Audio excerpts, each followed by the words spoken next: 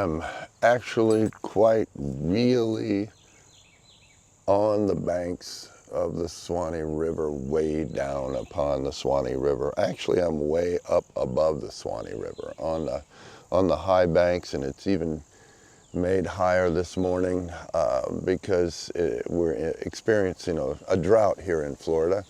I'm at the grounds of the Florida Folk Festival, and this is my third year or maybe fourth year of being here. I'm honored to be here. If you're joining me and you don't know who I am, I'm Walter Parks. I do a Hymns and Hollers, which is this show, every Sunday morning. If I'm on the road, we do it from the field, which is what we're doing right now on a high cliff bank above the Swanee River. You might find us in a cornfield in Iowa sometime. You might find us in the mountains of North Carolina, but today we're in Florida.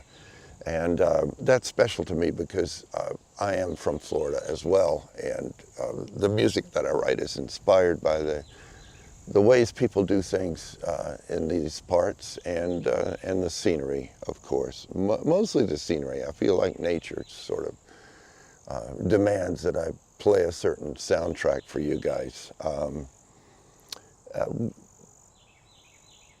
And I think I'm just going to start with a brand new song that I wrote. I don't normally write songs about nature. I'm inspired by nature, but don't directly write about nature. But in this case, I took a swim in the Swanee last year. It was much higher, and I tried to stand up in the middle of the river, and I couldn't do it. Now, how many of y'all are thinking, I wouldn't dare get in that water down there? It's just brown water. When it's at its deepest, you can't see the bottom. You don't know what's in there. But the river to me is and was more than just what I could see. The river, once I was in it, seemed like church on a Sunday, you know? And that was all the church I seemed to ever need. But the river seemed like church. It seemed to be, it seemed like I was a little bit in a dream, you know. The river seemed to hold me like my mother's arms, you know, and the river seemed a little bit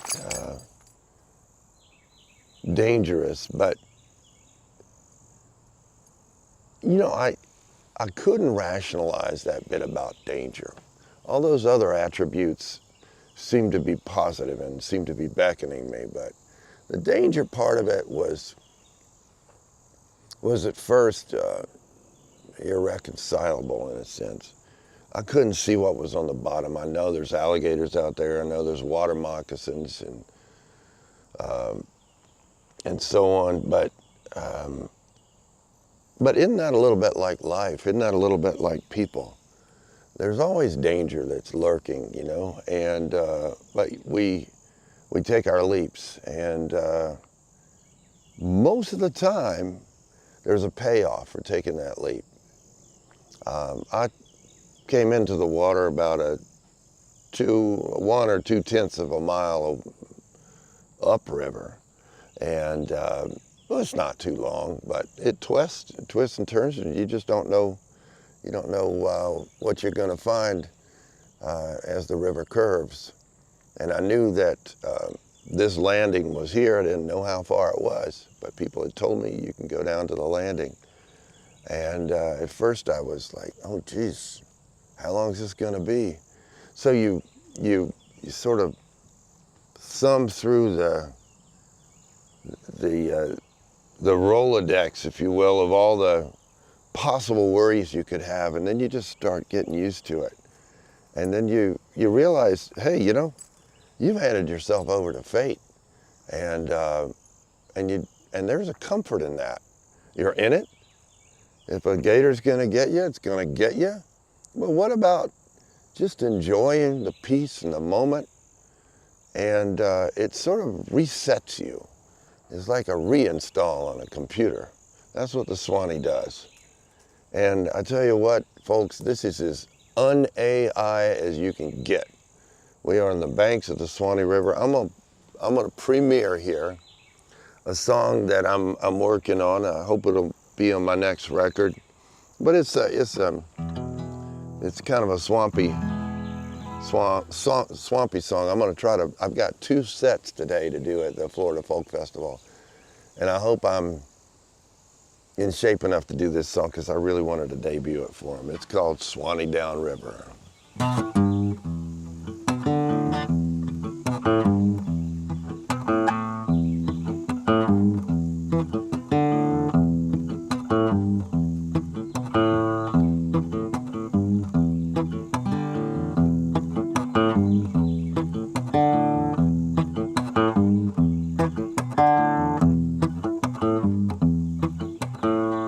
Dig the Swanee down river, you're adrift in a dream.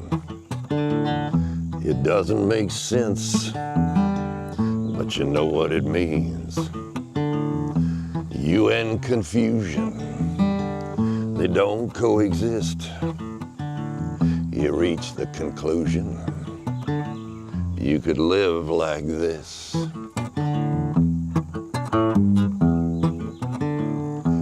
Swanee down river, she's a woman to me. There may be danger that I can't see, and nobody knows what's around the bend, but they gonna be love every now and then.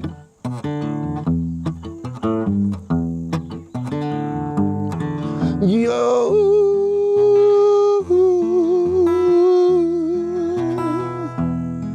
yo,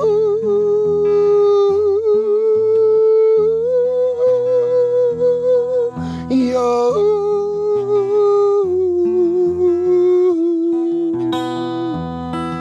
yo.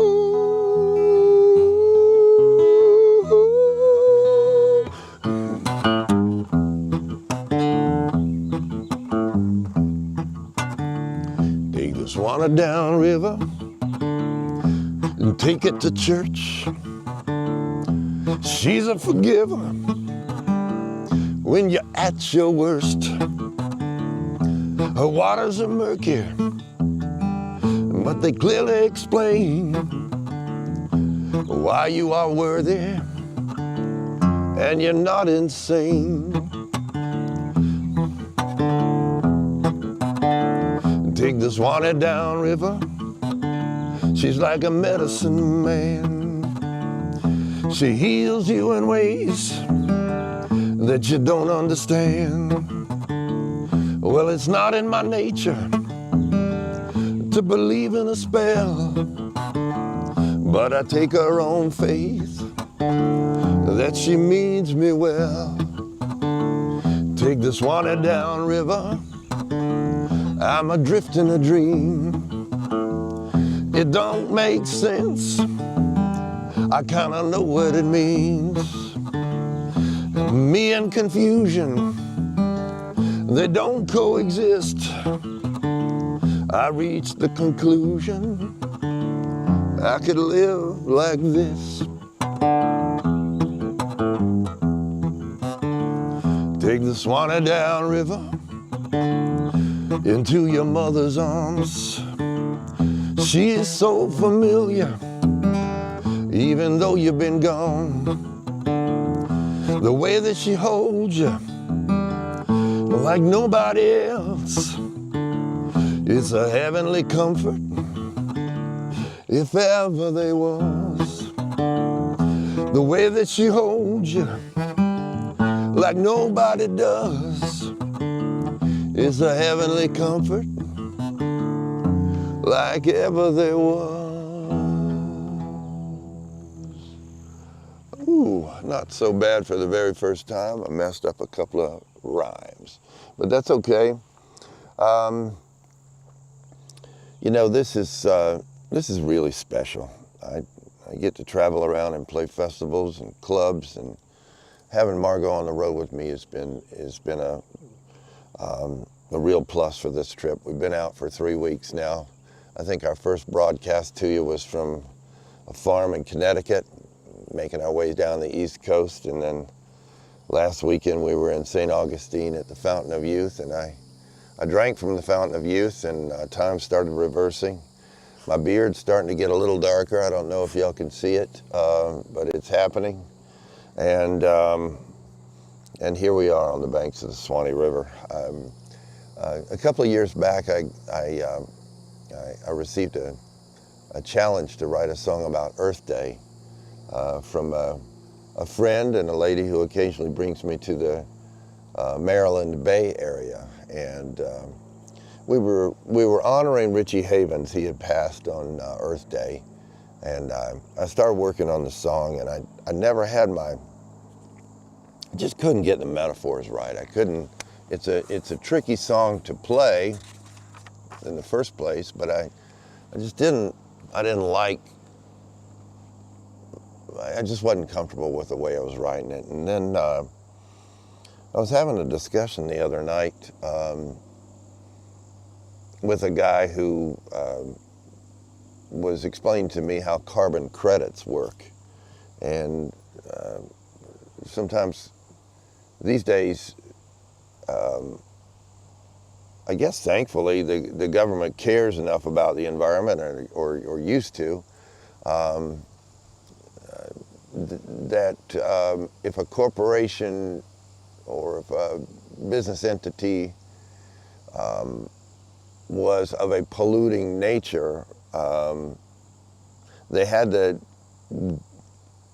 do something to offset their environmental cost. And I'm not sure how I feel about all that quite yet. I mean, I guess in the ideal world, as a matter of fact, when I was studying business at the University of Georgia, I got all up in arms over an accounting question, and it said, look, we've got to figure out, is it more cost effective to pay for the anti-pollution equipment or just clean up the stream, you know? And of course my thought was, there's no discussion here.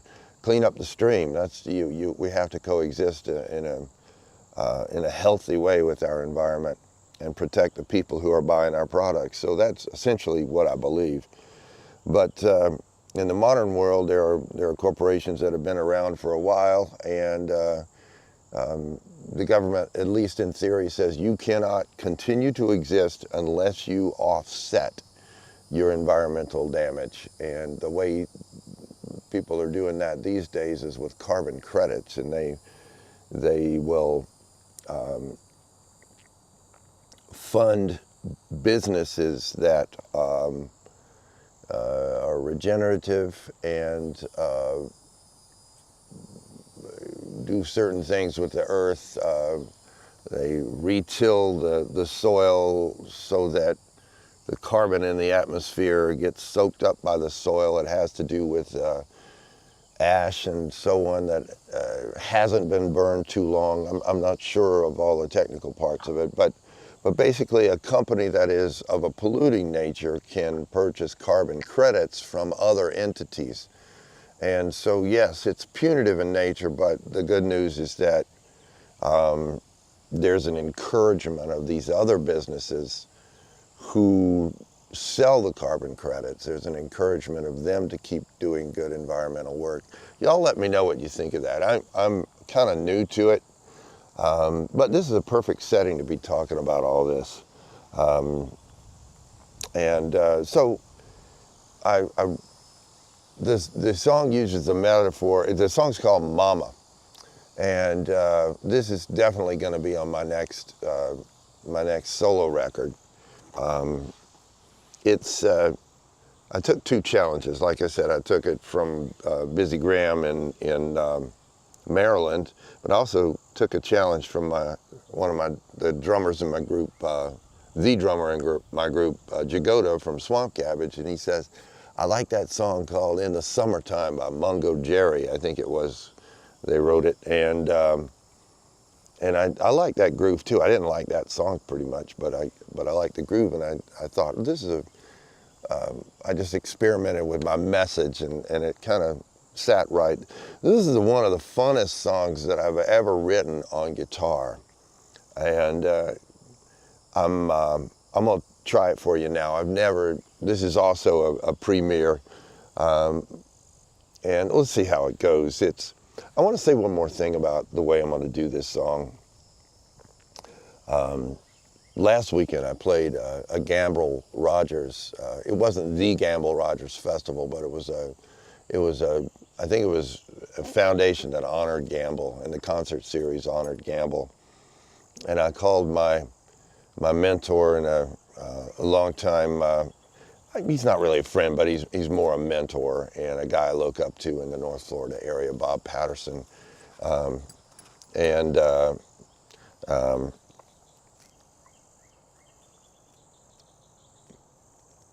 Is it Bob Patterson? Yeah, I think it's Bob Patterson. Gosh, it's been a while.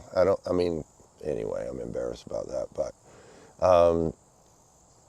Bob wrote a great song about the river that a lot of people cover and so on. And he was a friend of Gamble Rogers, and I said, Bob, what song should I do of Gamble's? And he gave me a list of them, and I tried to do them. And nobody can do Gamble like Gamble, at least to my knowledge. And so I tried, and he kind of does this talking thing while he's finger picking, and I just couldn't get it down because that was so natural to him. And I thought, the light went off. Well, why don't I try to talk with my own lyrics and with my own guitar rhythms and my own guitar feel, and maybe that'll work. I don't quite have the lyrics memorized, so if Mona will just sit down or lay down or something, she can stop obscuring my book. There she goes. I don't know if y'all can see my dear Mona. Mona's getting up in years, but she still hangs with me on these broadcasts. So anyway, this is a song called Mama.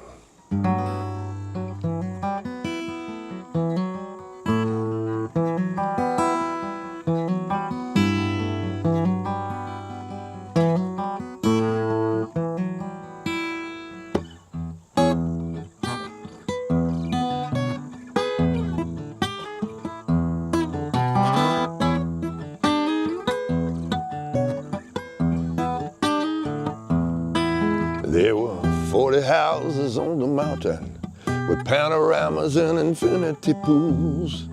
In his PowerPoint to city council, he didn't want to break no rules.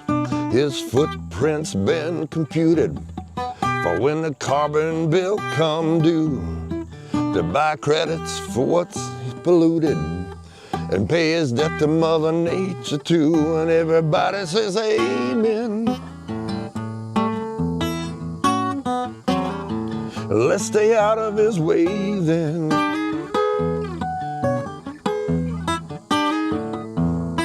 We let the president get the business, and the preacher gonna get the witness. But mama's gonna get the last word. Mama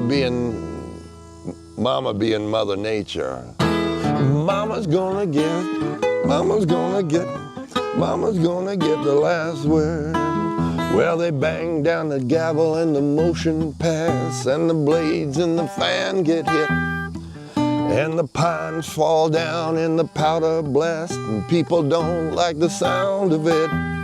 Oh, the house gives way up on the mountain, and the rocks in the flood flash down, and the losses, they can't be counted, 'cause they washed away the town. And everybody start praying that the government pay them.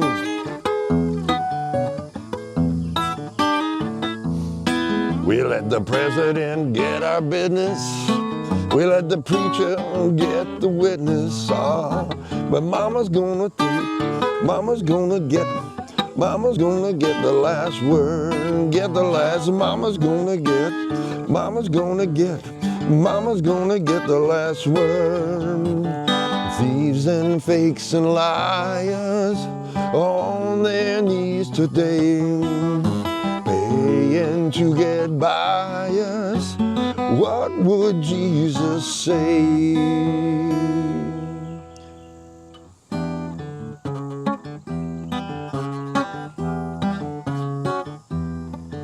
No matter what your lot in life, no matter what you make, Mama's gonna get you when you're lying in your grave. Mama's gonna move your body.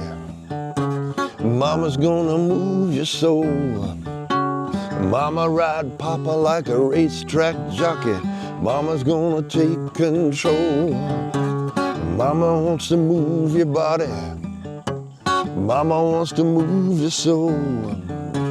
Mama ride Papa like a racetrack jockey.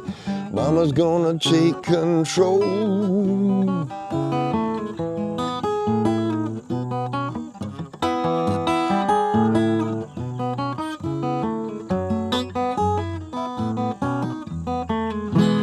Thieves and fakes and liars on their knees today, praying to get by us.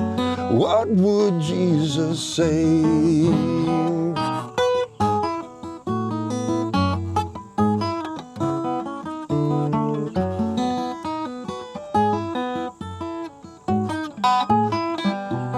Mama,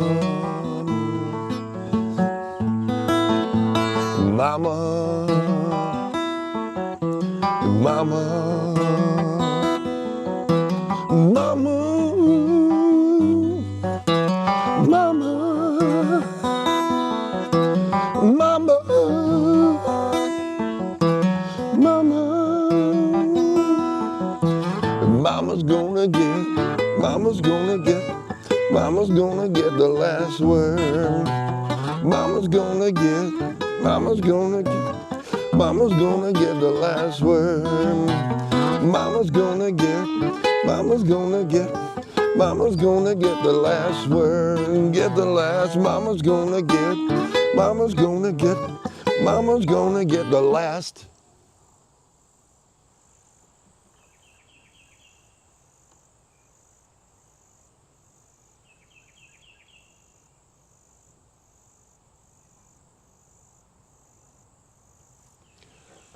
That was nice. Well, if you listen closely, you can hear the tires on maybe I-75. It's about a mile away. But before you hear all that, at least in distance, you hear the birds chirping, and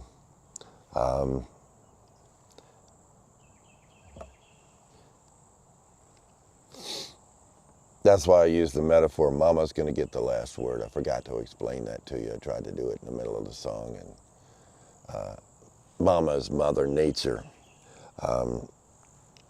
There were 40 houses on the mountain with panoramas and infinity pools. And closely you can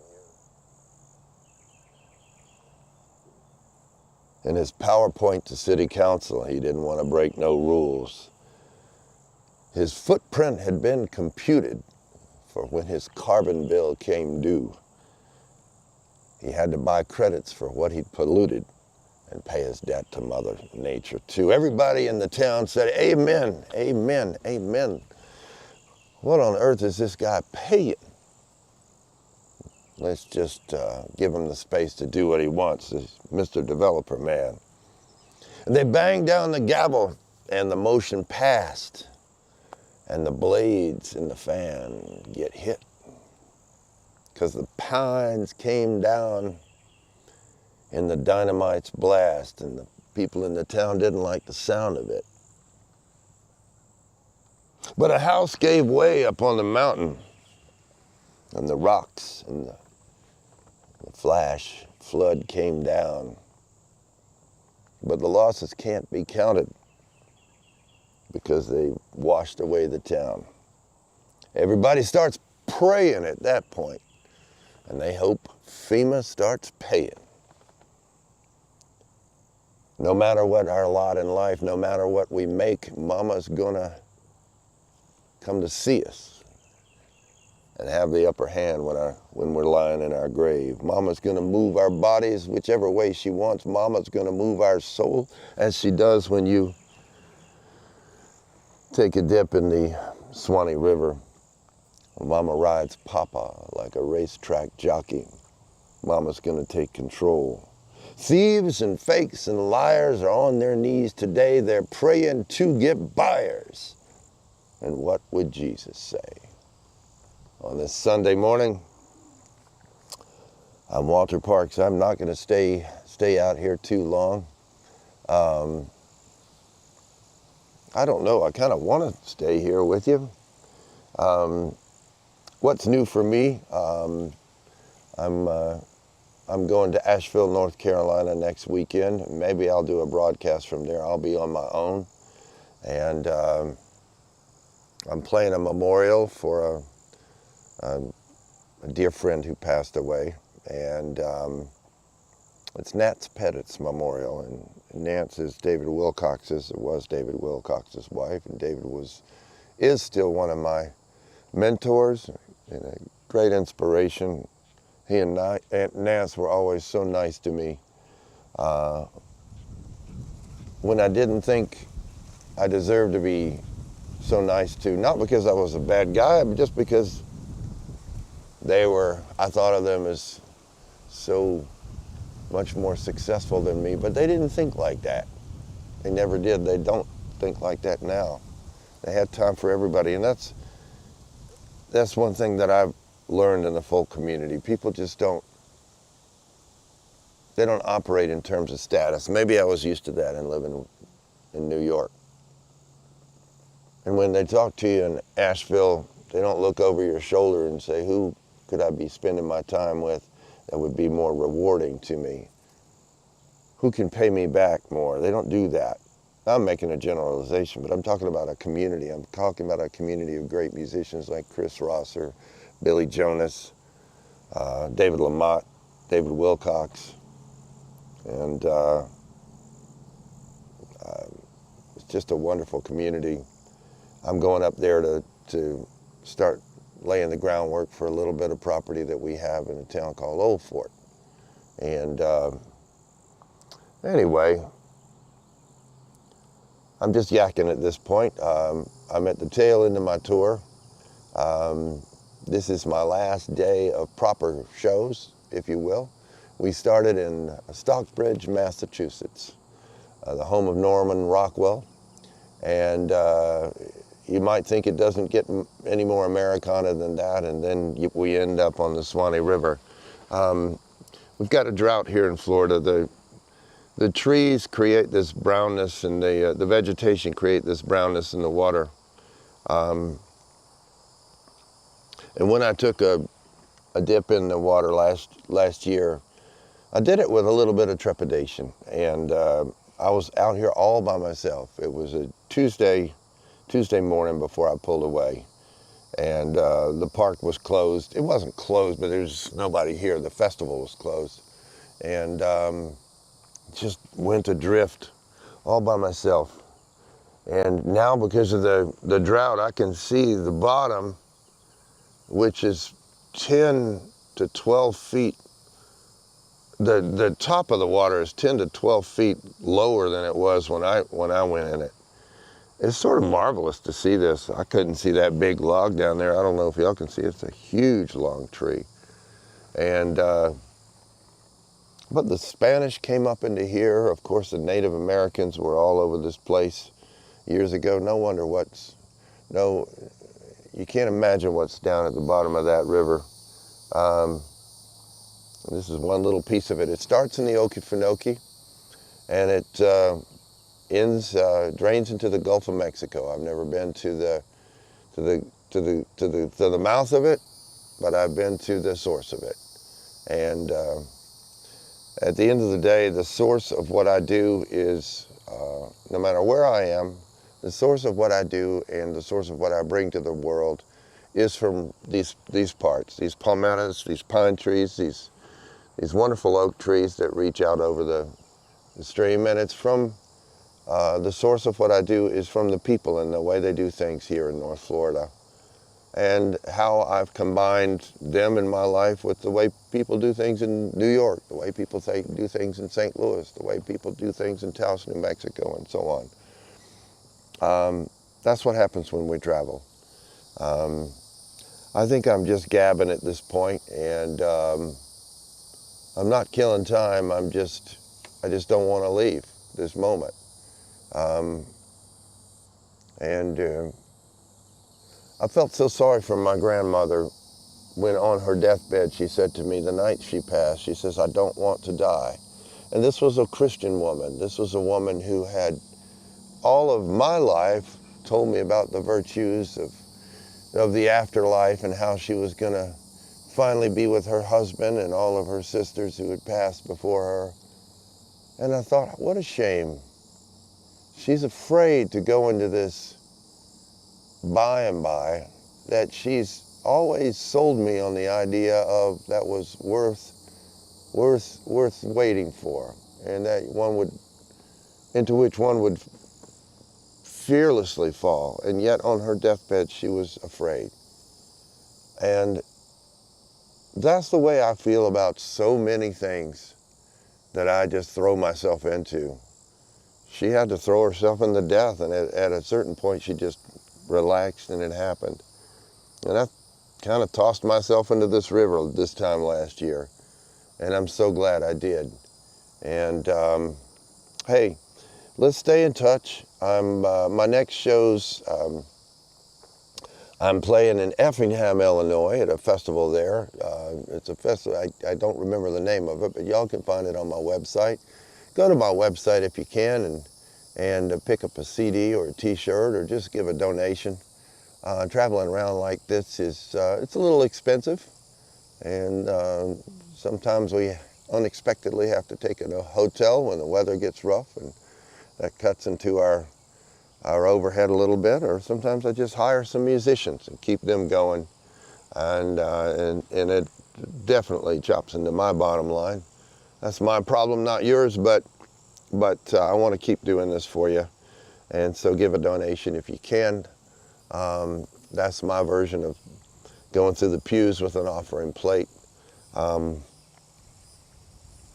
want y'all to tell me about what you think about those carbon credits system, and I hope I've been an enjoyable companion today, this Sunday morning. It's the end of May. It's the Sunday before Memorial Day 2026, and y'all take care from the Swanee River.